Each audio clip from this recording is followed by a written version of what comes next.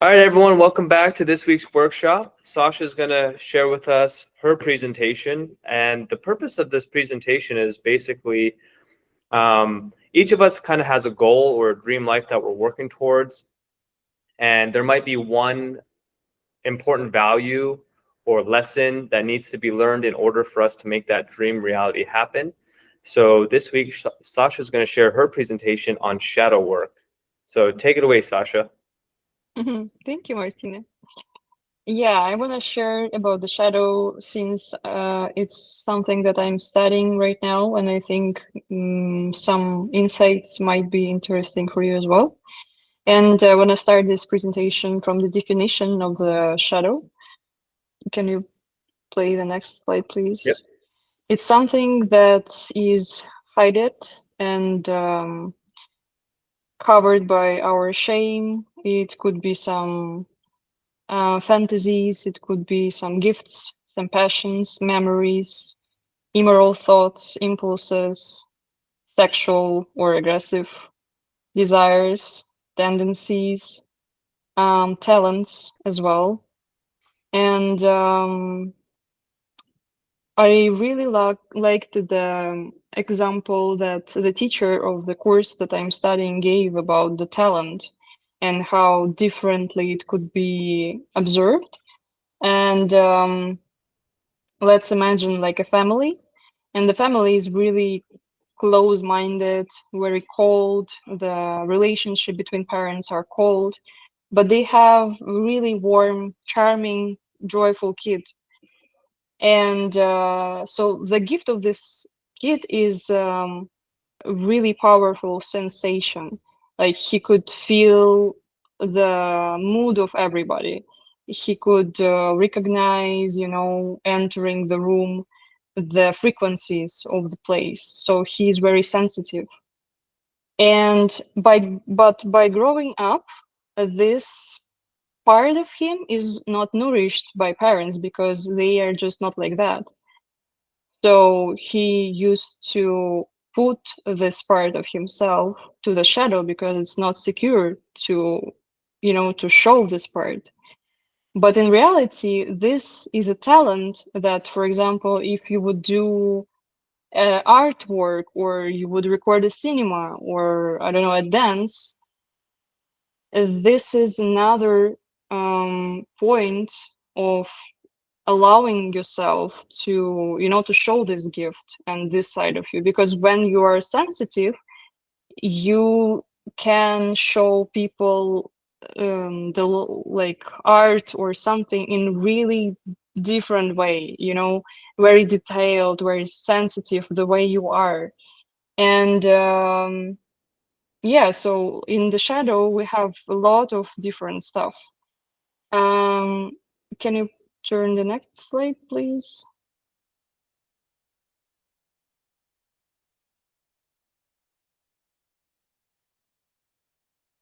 And yeah, um, I would just briefly touch um, about persona, ego, and shadow. There are more part of us, like unconscious and conscious, but I will briefly talk about these three. So persona, it's how we give the image of about ourselves to other people. It's what we genuinely like picking, like the avatar that we are ready to play to other people. And the ego, it's I really love the example. It's like our grandmother, who is really like to everything be the same way, like super stable, like a status quo. And it's actually a great part of our us because this part is controlling, so everything will be on place. Of course sometimes we can struggle with overthinking, like making up a lot of fears that even not happened yet. And all this part, it's about ego. And the shadow is all that I mentioned before about suppressed emotions, talents, um, some desires, and so on. And how the shadow works, like when, like ego, it's like a face control.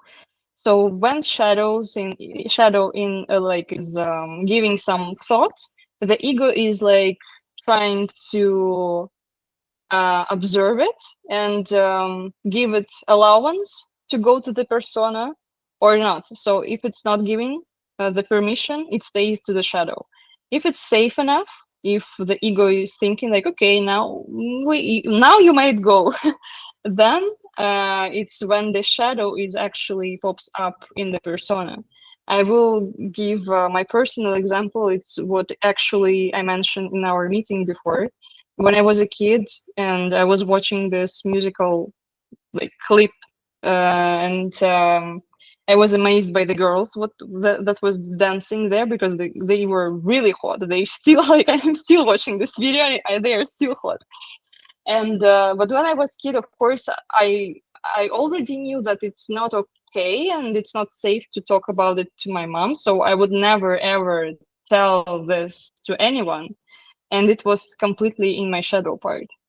And 23 years later, I saw this musical clip again, and I started to laugh so much, and I shared it with my friends and with Dasha, and that's how this topic about my sexuality pops up that we were discussing before. And can you put the next, please?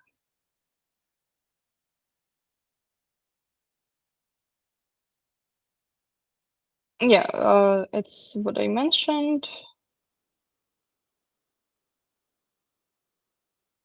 Mm-hmm. Yeah, and really interesting thought that came to my mind that nothing unimportant ever ends up in the shadow because what is unimportant to us won't be repressed. So everything that is there is something that we really need to incorporate in our life. And my personal hint as well from the studying was that all my parts have the place inside of me. Because before I was thinking like, okay, I am or lazy or I'm super productive. So I need to be one, like one of the parts. But then I figure out that both parts could exist in peace inside me. Like one day I can be lazy and laying all day on the bed, and the next day I can be super productive and made a project. So all these parts are in me, and my personal mission is to um, allow them to be and recognize them and giving them space so they can all live in peace. And next slide, please. So to summarize real quick, it sounds like the shadow are the things that we've been told either through our upbringing or through society is parts of us that are not good Yeah, enough. yeah, And it's a lot connected with shame as well. And our it's something that we bringing up from our childhood and from society that we are living in. and we're repressing it. And then our Hmm. persona is like this mask that we have that other people see. And the ego is kind of in between. It decides what to let through from the shadow into the Yeah, persona and vice yeah. versa. So it's kind of this filtering system. Hmm.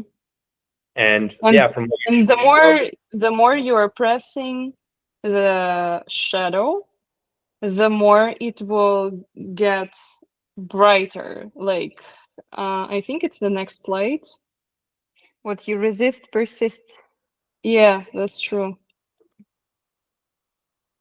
Yeah. So first, I would really love to hear your take on the question, how can you imagine the conflict between the persona and the shadow? Maybe you can perfect. give some personal examples.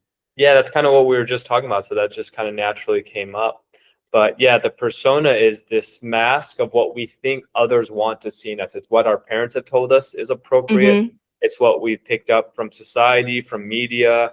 These are the things that are okay. And everything else is not okay. Even though Yeah. the human is so complex and there are many things, good and bad. And it's kind of like our Instagram page, right? Like you only post the best pictures of a trip, and in the background there's all these other pictures and videos that don't make it, because either they don't look good enough or there's just not enough space, so it's kind of hidden in the shadow. But those experiences still happen, and they still contribute to who we are today and our personality in total, and just our experience as a human being. So it's important to incorporate those elements just as much as other elements of our life, because like we've said, what persists, what is repressed persists. So, and it takes a lot of energy to actively block things in our Mm-hmm. life and deny them and to think that they're not good, and all that does is create more shame and more guilt, and that draws more from our energy. So yeah, there's certain people who are able to just kind of be unfiltered. Donald Trump is an example. Like, it seems like whatever pops into his mind, he will say. Like, his PR team probably hates it because he'll go on a national debate and say they're eating the cats and the dogs, right? Like, without even fact checking. He was like, that's something that I heard, so I'm just going to share it. Like, he has no filter in that regard. But it's polarizing because the people who see that, they see that's authentic. He doesn't try to hide things. He's not trying to necessarily follow some agenda. Like, what happens in the background is also being shown in the foreground. So it's it's Yeah. it's part of our growth and development to realize that the parts of us that we're ashamed to share are actually some of our strongest attributes, and people resonate with us more when we share those and they see how authentic we are. Mm-hmm. Do you want to share something, Dash? Yes, I was thinking that even if you look at the picture that you added to the slide, but also on the level of like the feeling, the persona is so much weaker than shadow. Like shadow is potent. Shadow is very like even if it's repressed, it's still very whole, like the elements of it, right? Mm-hmm. Like the shadow parts, they kind of have personalities, while persona is um, a very thin layer of our being that is not even it's not existent by itself, like it has to be like put effort into like making it existent, right? Like creating that. So talking about the conflict between persona and shadow, like shadow will always win. Like there is like for me on a level of a feeling right now that like the only way through is by befriending your shadows, because a Mm-hmm. shadow is so potent, and since you don't really like, if you do not discover it, you don't really like like visualize it, you do not like separate shadows from it like each other, because there are many, right? And like you basically like you're fighting in the darkness, you don't Yeah. even know with who, with a very very thin persona, and your ego freaking out, and your nervous system being constantly like alarmed, and like we have to suppress so many things and fight so many things and pretend so many things at once. And yeah, thanks to your like this picture and this presentation, it just the realization came that how Mm-hmm. important the shadow work is, because the Yeah, you shadow is so powerful. you also mentioned about the mask. When I also saw this picture, I looked at mask and it was not alive, you know? It's like super static. It's like Yes, mask. yes. Okay, we can go further. Oh, yeah. Then it's my personal example. Like, I think it's the biggest shadow. I mean, like, not the biggest, but one of the really powerful that I had in my life. I was suppressing my acceptance of my sexual orientation for like, I don't know, 10 years, I think.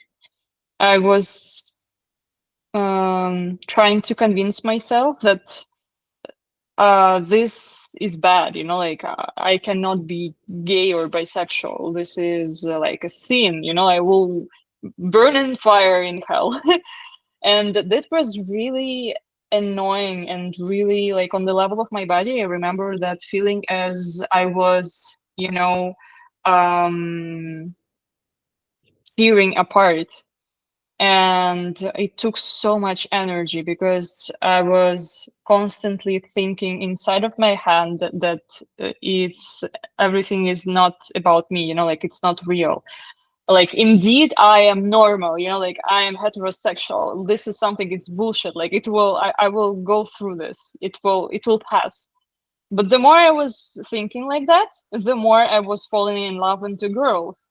So was really, like making me nuts.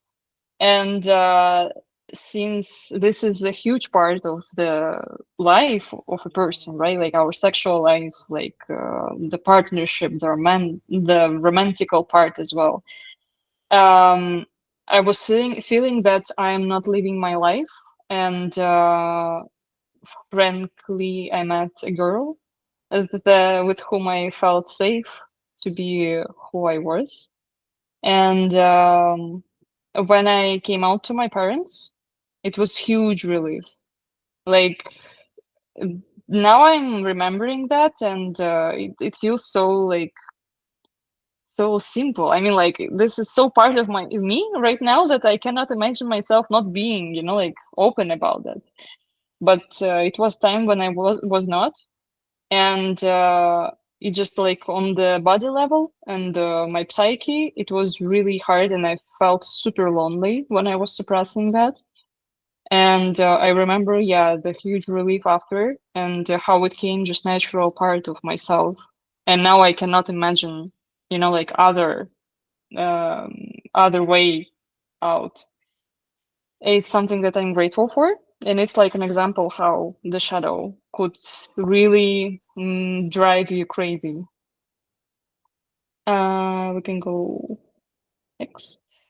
Yeah, yeah, here is like a briefly statement that it's really about the layers and the depth about our like humanity and as a human being, because when you thinking that you don't have any shadows, you are becoming like a caricature, like a persona from cartoon or something, like 2D.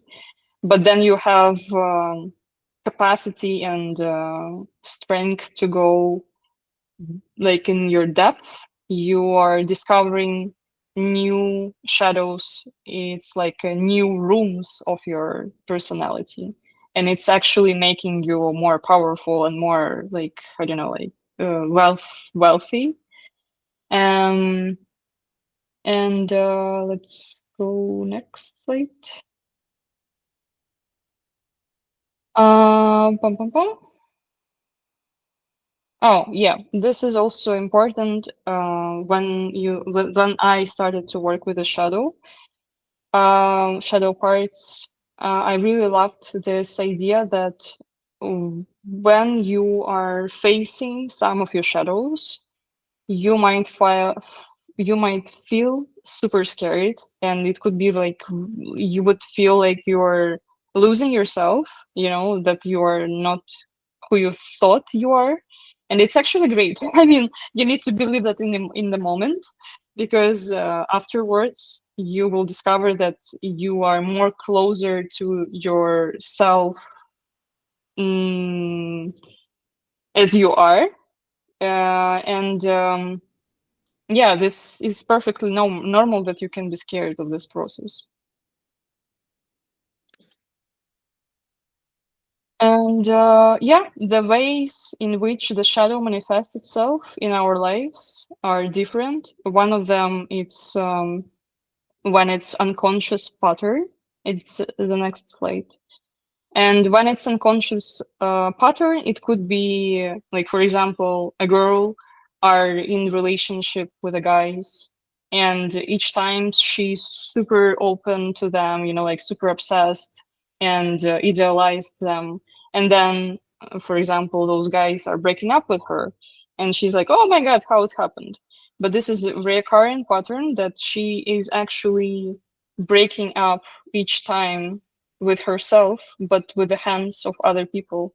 She's choosing like this scenario in her life, and this is her mission to see the shadow and to be friends with it. So it will not be pattern anymore.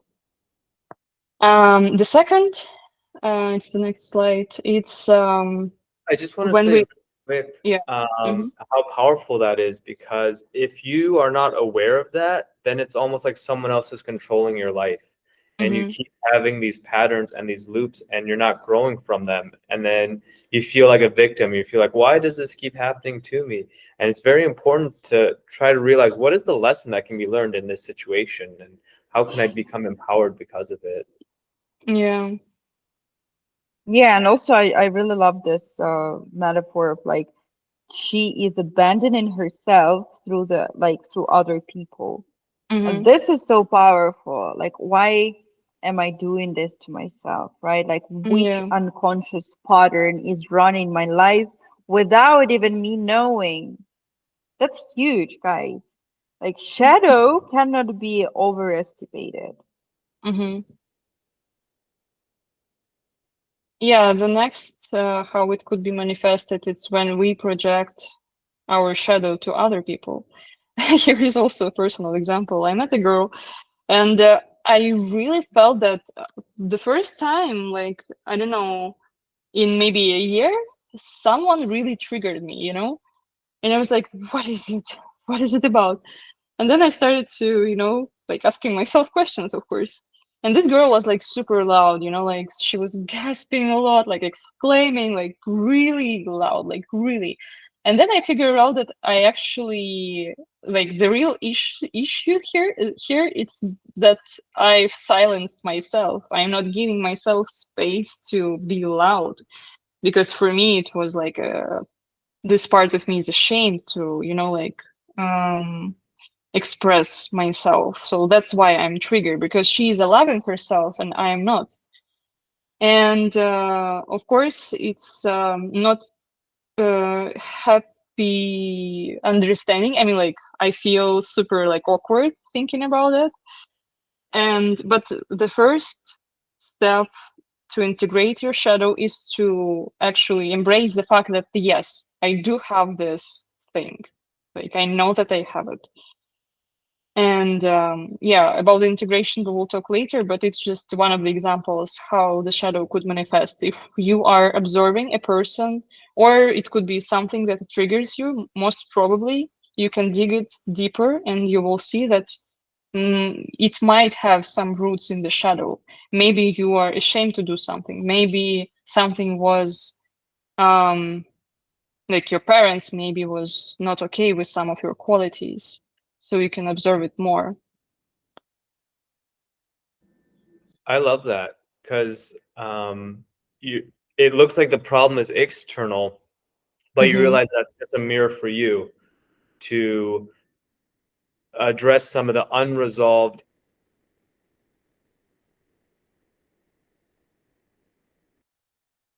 What happened? Again. Martin dropped off. Yeah, Shadow is powerful. yeah, that's true.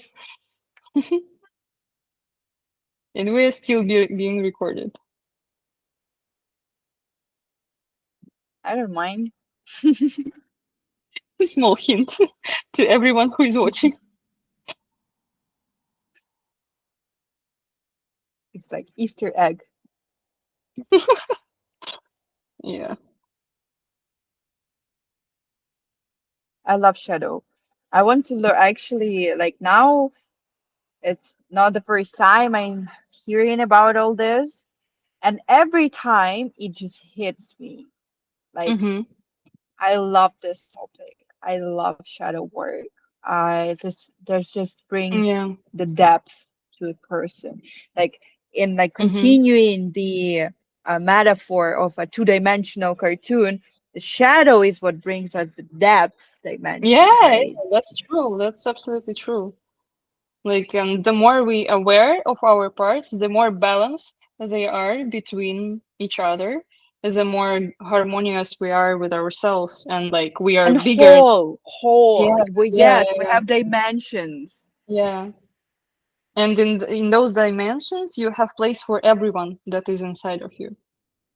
Yeah, you develop enough capacity Yeah. for all parts of you to express themselves and get their needs met. Mm-hmm. Yeah, for me, it was one of the coolest. Like, it's so simple if you think about it, that like each part of me, they are not devaluate each other, right? Like they can be together inside of me. But then I when I would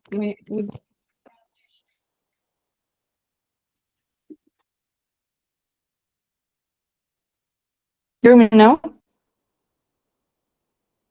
Yeah, but when I heard it, I Yes. was like, oh my God, I can be lazy and sexy at the same time. I was like, wow, that was like really inspiring. Or I can be gopnik and princess at the same time.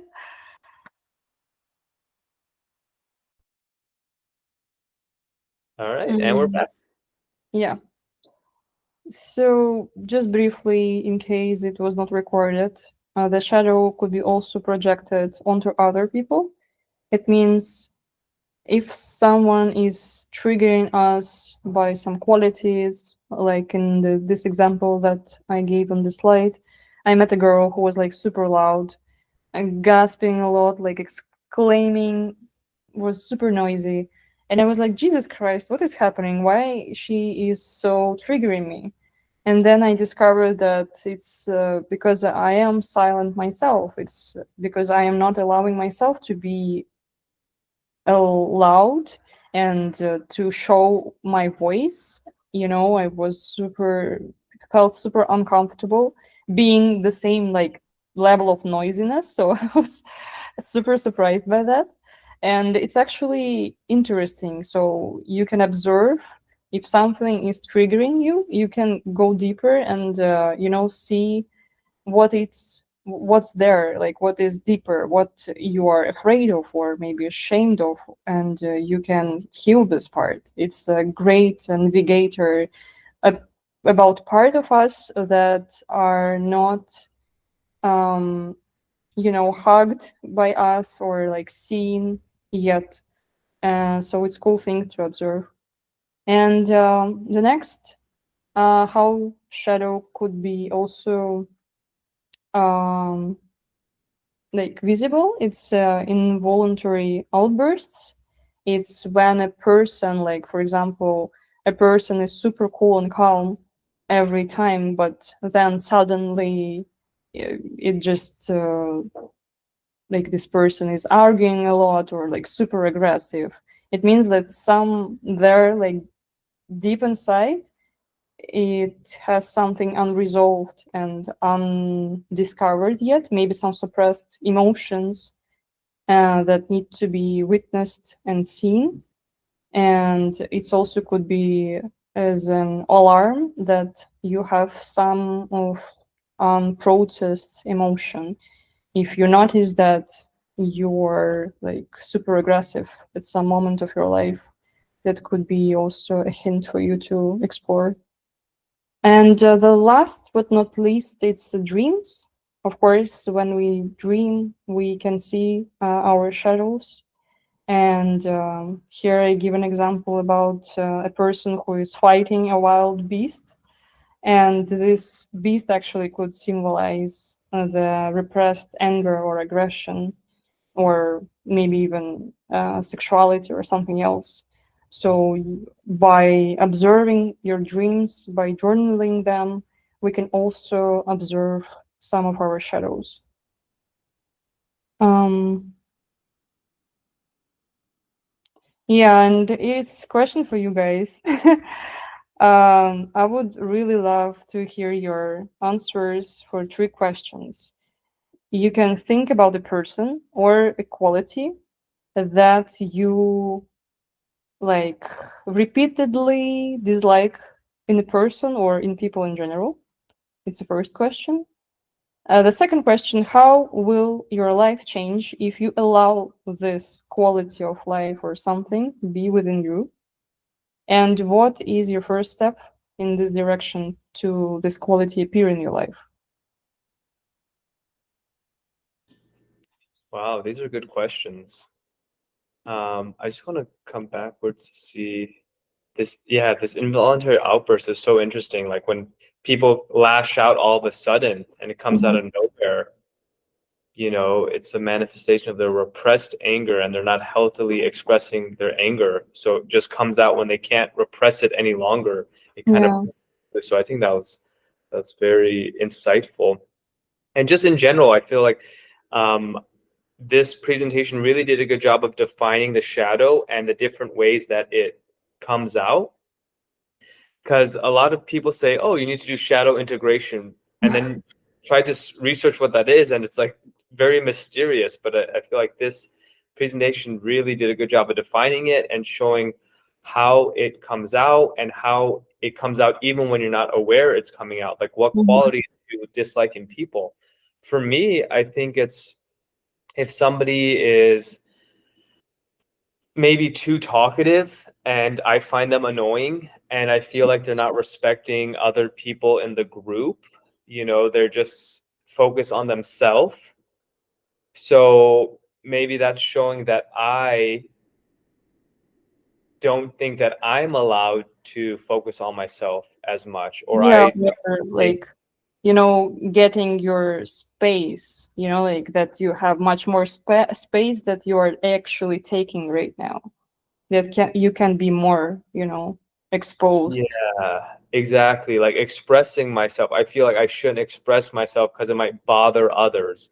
I'm Mm-hmm. concerned about the rest of the group or the collective, and somehow my actions might be annoying them or bothering them.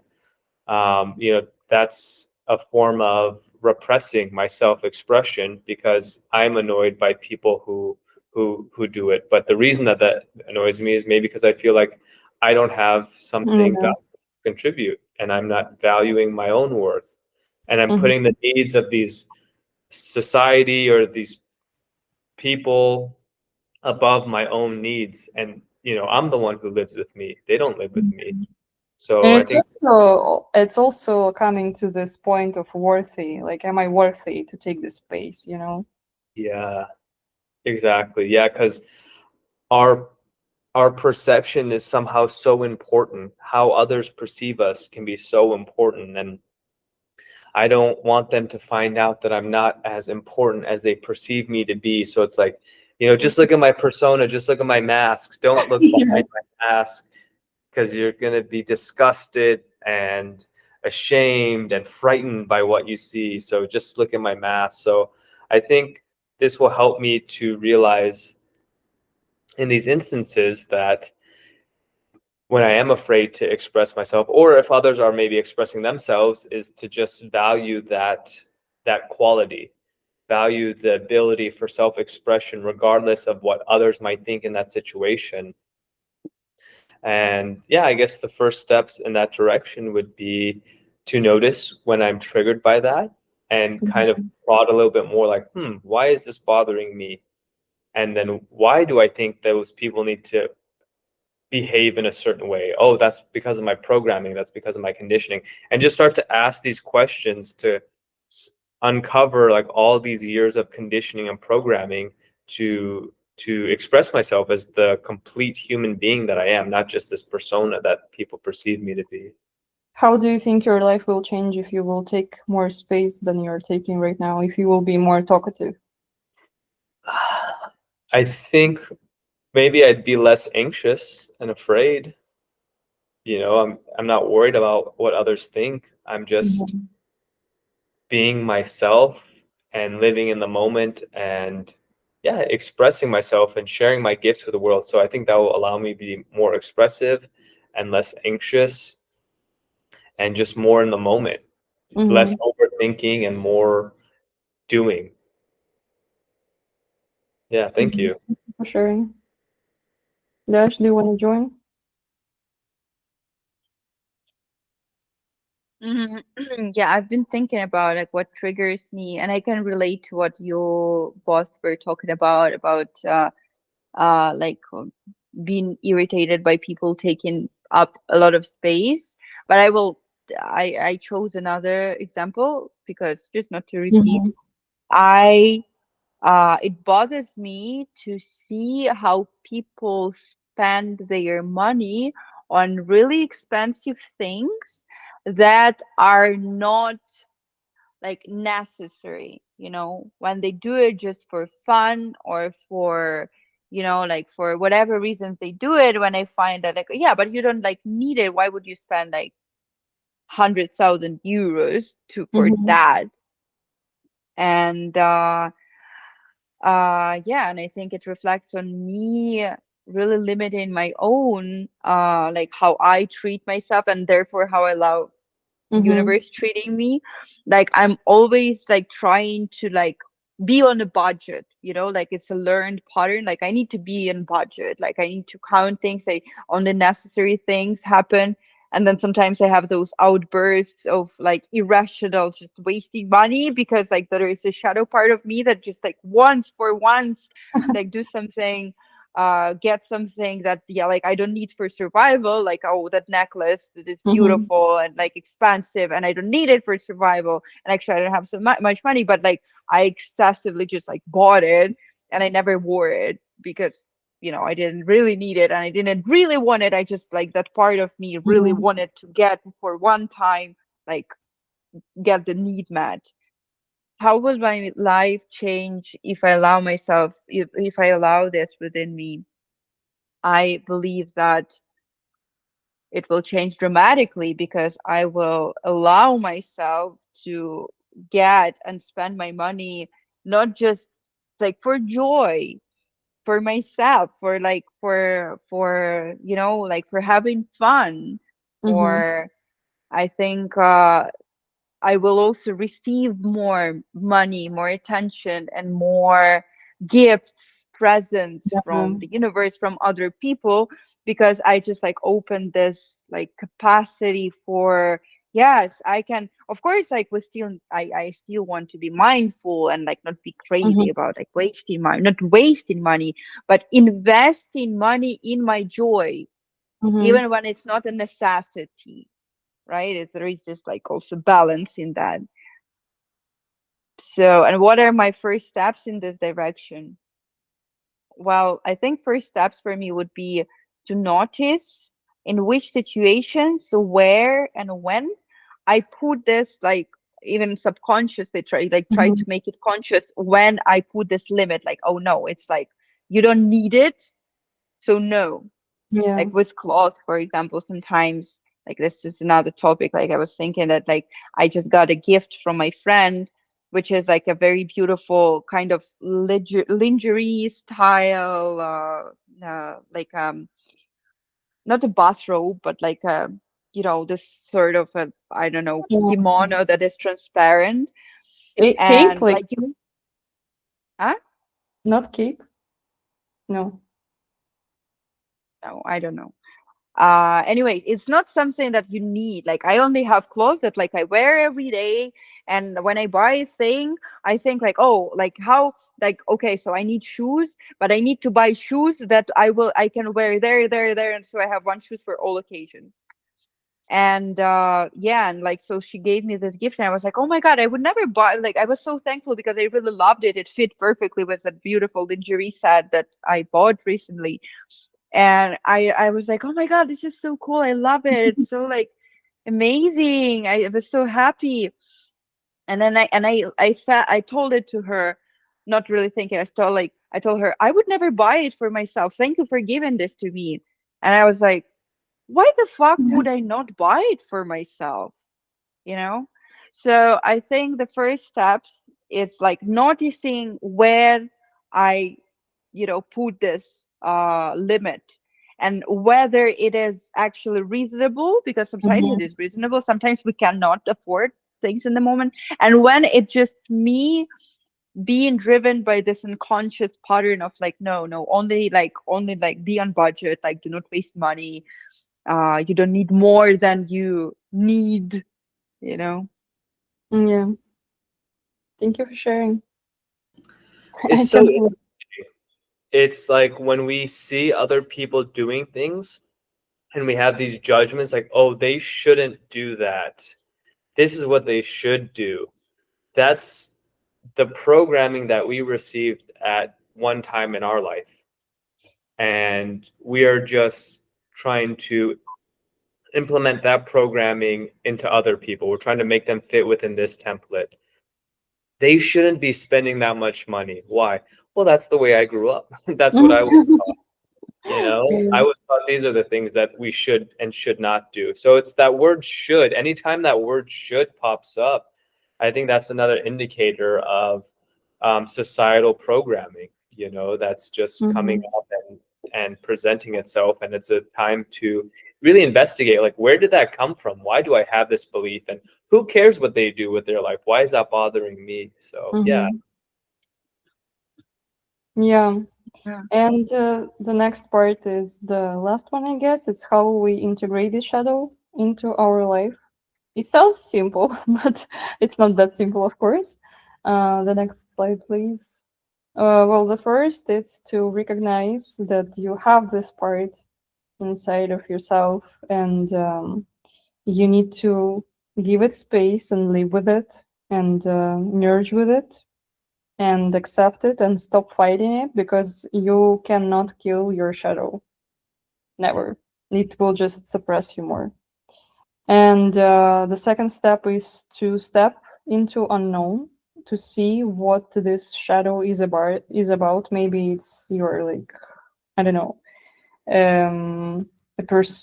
like sub persona, or how would you say that, that is trying to tell you something, or it's some of your qualities that you can, just dig and observe what is it about, and discover parts of yourself that you never thought about yourself that it could be truth. You, like, it's better to embrace that they already exist inside of you, and maybe your persona was built by um, imposted beliefs that you took from your childhood, for example. And the last is to embrace the opposite, and learning to balance all the parts that you have within you. Like, you cannot cancel the ego or your persona. Like, they all are your friends. They all should work together. You cannot live happily without any of them. And so the secret is to make them balance between each other. And the last slide is about that it's a lifetime process, and it's not it could not be fast healing, like within month or even a year. Till our, like, death, we will discover something new and something, I don't know, like super hidden personas or shadows. And we need to acknowledge and make space for our desires, like tendencies, fantasies, talents, something that we were thinking to do but never did.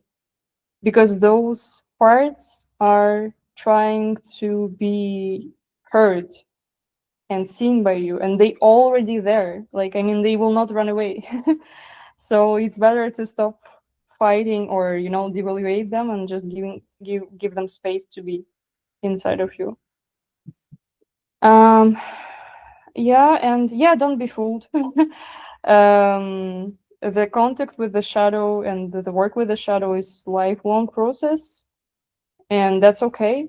And it takes a while, and you will never get bored. So that's for sure.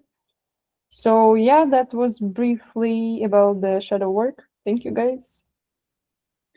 Thank you, Sasha, for an amazing presentation. I love the pictures and the questions, and it was not only important reminder, but also very therapeutical because I got to, just as you were going, I got to, I think, get more aware of Yeah. some parts of myself.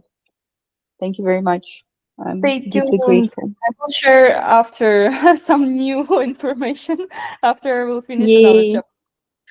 I loved it because the shadow is so important. And like I said, people talk about it like, oh, you should do shadow integration, but there's very few resources on what that means. And I feel like this presentation really did a good job of bringing the shadow into the light and realizing it's a lifelong dance of Mm-hmm. acceptance, acknowledgement, embracing it, and questioning the things that make us uncomfortable rather than just give in and stay in our Yeah. comfort zone. Maybe question it and see if it's something that's holding you back and how you can reframe it so it's not holding you back anymore and you're working together Mm-hmm. to uphold and uplift the whole person that you are.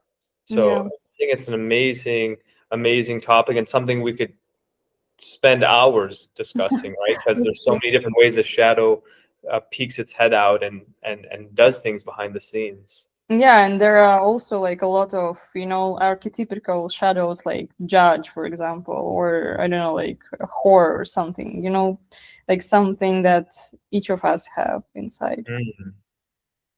Yeah, I loved it. Thank you so much. Welcome, guys. Thank you. And stop. Okay.